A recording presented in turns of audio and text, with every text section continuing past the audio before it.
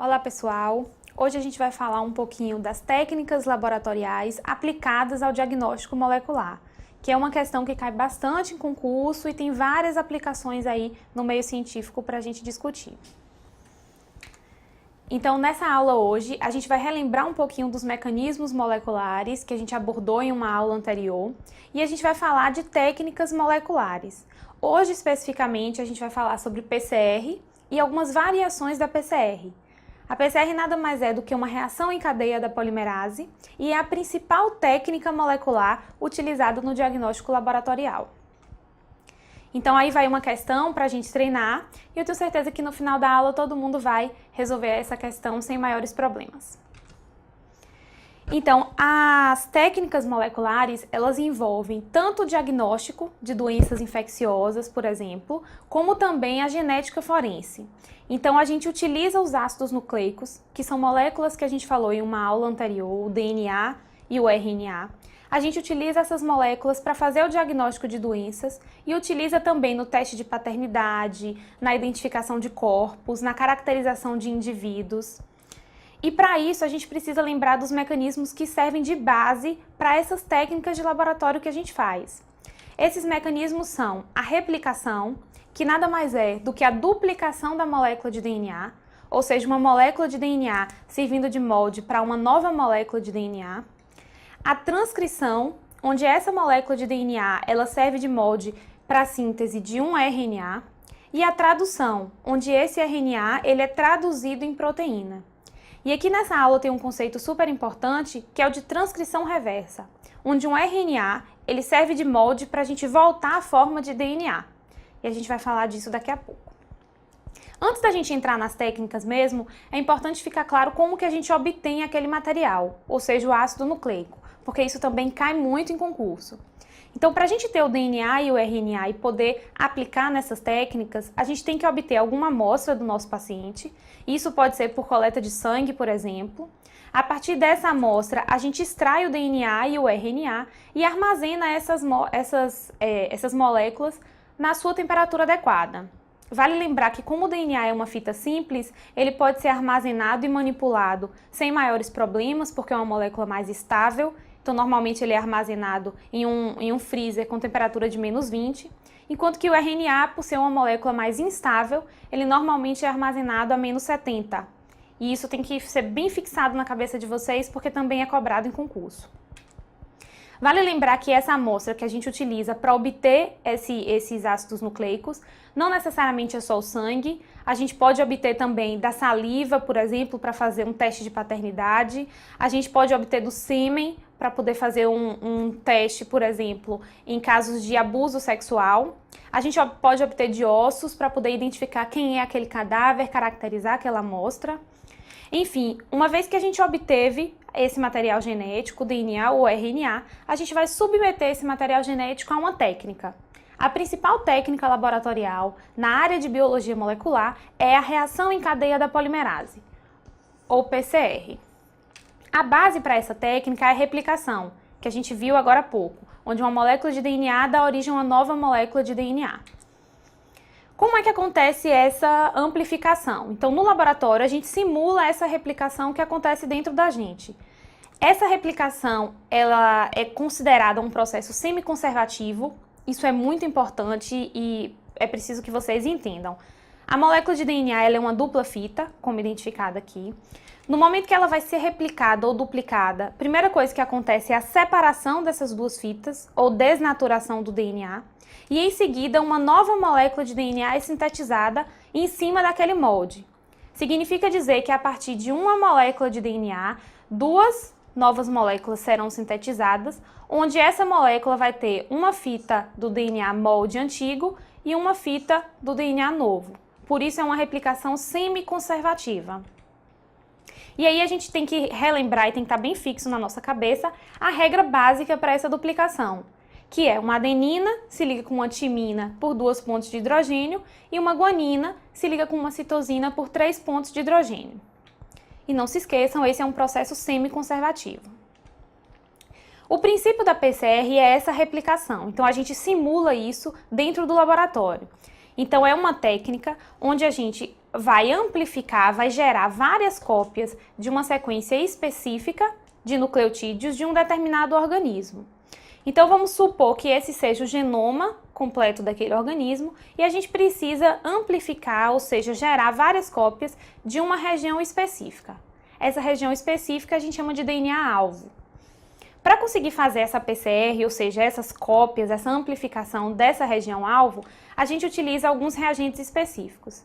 A gente utiliza o DNA-molde, que é a amostra do paciente, primers, que são sequências iniciadoras, são pequenas sequências de DNA que servem para se ligar no início e no final da região-alvo que a gente quer amplificar. A gente utiliza a enzima polimerase, que é a enzima que vai inserir os nucleotídeos para que essa replicação seja feita no laboratório. E a gente utiliza os nucleotídeos, que nesse caso aqui são chamados de DNTPs. Esses DNTPs são as adeninas, timinas, guaninas e citosinas sintéticas. Todos esses reagentes a gente coloca dentro de um microtubo e esse microtubo a gente leva para um equipamento chamado de termociclador, termo de temperatura. Nesse equipamento a gente promove, a gente submete esse microtubo a 3 etapas diferentes. Isso é muito importante. A primeira etapa é a etapa de desnaturação do DNA. Então, o nosso DNA ele começa como fita dupla, ligado por pontos de hidrogênio. Na primeira etapa de desnaturação, essas fitas se separam. Essa etapa normalmente é uma etapa próxima a 94 graus. Depois da etapa de desnaturação, os primers eles vão se ligar nesse DNA. Então, um primer se liga aqui, um primer se liga aqui. Essa é a segunda etapa, chamada de pareamento de primers ou anelamento de primers. E essa temperatura ela vai variar, mas ela fica próxima a 55 ou 60 graus, depende da composição do primer. E a terceira etapa é a etapa de extensão, onde a DNA polimerase ela vai inserir os nucleotídeos e continuar a síntese da fita. E essa etapa acontece em uma temperatura que é a temperatura ótima da enzima. No caso da maioria das polimerases que a gente tem, é de 72 graus. Então, ao final dessas 3 etapas, a gente passa a ter 2 moléculas de DNA provenientes de um DNA molde. Isso aqui a gente repete 30, 40 vezes para que a gente tenha uma amplificação exponencial. Amplificação exponencial, que também é uma questão que cai em concurso, quer dizer que a partir de um DNA molde, que foi aquele que a gente obteve do paciente, a gente tem 2 cópias, porque é uma replicação semi-conservativa, e essas 2 cópias, elas servem de molde para outras 4 cópias, que servem de molde para outras cópias, que servem de molde para outras cópias. Significa dizer, então, que aquela região do DNA que a gente está amplificando, ela está sendo amplificada de forma exponencial. E não se esqueçam, as etapas são desnaturação, pareamento dos primers e extensão. Só que existem vários tipos de PCR, e aqui nessa aula a gente vai falar dos principais. O principal é o PCR convencional, que foi esse que a gente viu, onde a gente obtém o DNA do paciente e amplifica esse material genético. A gente tem a possibilidade também de fazer uma RT-PCR, que é quando a gente extrai o RNA do paciente, transforma esse RNA em cDNA, que é o DNA complementar, e esse cDNA ele vai servir de molde para ser amplificado. Isso aqui é útil quando se vai fazer diagnóstico, por exemplo, do Zika vírus, do dengue, do HIV, onde a gente obtém o RNA, tem que transformar em cDNA e amplificar. Outra possibilidade é a nested PCR, onde a gente pega o DNA do paciente, amplifica, e esse produto amplificado ele serve de molde para uma outra amplificação, quando a região ela é muito difícil de ser amplificada ou é muito específica. E tem também a PCR em tempo real, onde a gente obtém o DNA e amplifica esse DNA. Qual é a diferença de aplicação entre essas técnicas? A PCR convencional, assim como a RT-PCR e a nested PCR, são técnicas qualitativas. Significa dizer que a gente vai ter um resultado positivo ou negativo. Enquanto que a PCR em tempo real ela é qualitativa e quantitativa. Ela vai me dizer que é positivo ou negativo. Sendo positiva, ela vai me dizer quantas amplificações foram possíveis a partir daquela amostra. E isso me dá uma possibilidade de dosar aquele DNA. Por exemplo, no diagnóstico de um paciente com HIV, o Paciente infectado com HIV, a gente pode extrair o RNA do soro desse paciente. Esse RNA ele pode ser submetido a um RT-PCR, para a gente ter, então, a partir do RNA, um cDNA. E esse cDNA ele pode ser utilizado na PCR ou no anestésico para a gente avaliar a resistência a drogas, ou ele também pode ser submetido a uma PCR em tempo real para a gente quantificar a amplificação e ter a dosagem de carga viral. Agora ficou fácil a gente responder aquela questão do início. Então, várias técnicas de biologia molecular são atualmente utilizadas no âmbito da ciência forense e também para investigações epidemiológicas, diagnóstico e controle de doenças. Dentre as técnicas disponíveis, destaca-se a PCR. Aí a gente tem que assinar a alternativa correta. A primeira diz que a gente utiliza uma enzima para desnaturar a dupla fita de DNA. E a gente viu na aula que isso não é verdade, porque a gente submete esse DNA a altas temperaturas e assim a gente consegue a desnaturação. Então essa a gente já sabe que é falsa. A segunda ele diz que a duplicação ela é uma duplicação conservativa, onde se observa-se a síntese de uma fita complementar a partir de outra já existente. E a gente sabe que essa também é falsa, porque na verdade não é uma duplicação conservativa, e sim semi-conservativa, como a gente já discutiu. Depois ele fala que a PCR ela fundamenta-se na produção de muitas cópias de uma região específica. E essa é a nossa resposta correta.